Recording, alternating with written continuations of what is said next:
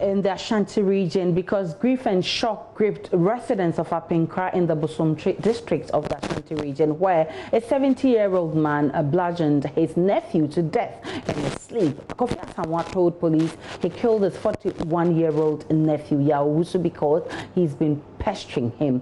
Yawusu's lifeless body was discovered on Tuesday in a pool of blood a day after a scuffle ensued between him and his uncle. Love FM's Erastus Asaridonko visited the town and has come through with this report. This is a crime scene. This whole area is a crime scene to one of the bizarre killings you can find. One of the bizarre killings that this town, Apinkra, has ever known. The man in question, who is the suspect, is an uncle to the deceased.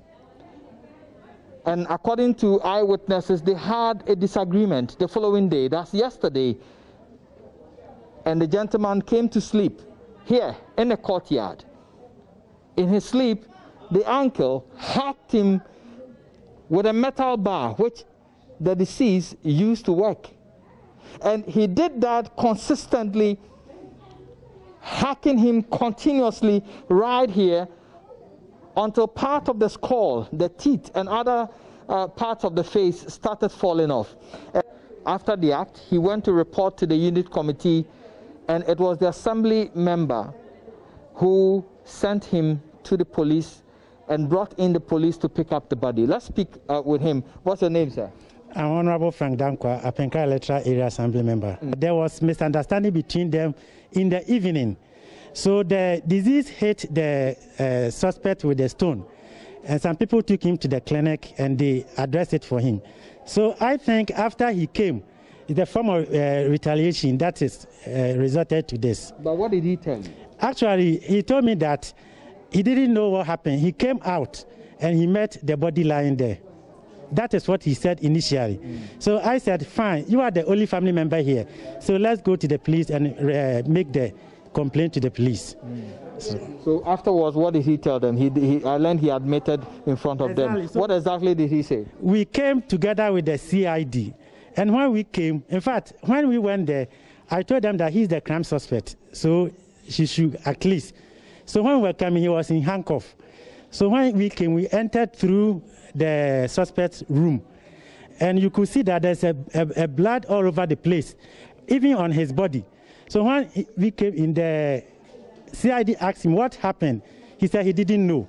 So CID began to bobbing up. It's like he's getting furious. So when the man sees the action of the CID, he said, hi, he did it. And he said, what did he use to hit him? He said, one of the tools that the guy used, the guy is a electric welder. So he did with metals. So it's one of the metals that he hit him with. The frail-looking old man still had blood stains on his finger and toenails. Investigators also saw blood in his soul as the entire community is stunned by the incident. The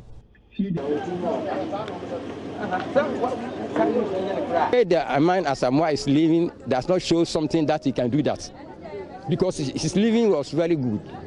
He has never has any contact, any conflict with anybody here.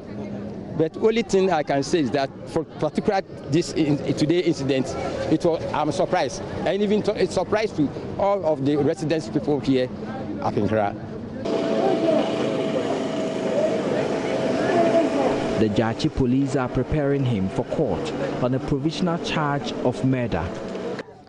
Today, many of the residents here at Apinkra did not go to farm. The reason is simple.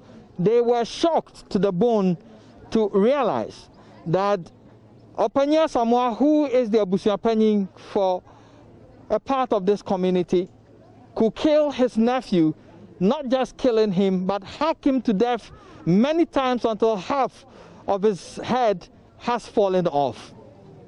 It is something they have not witnessed before. Reporting for Joy News, Erastus Asaridonko, Apinkra, Bosomtwe district of Ashanti.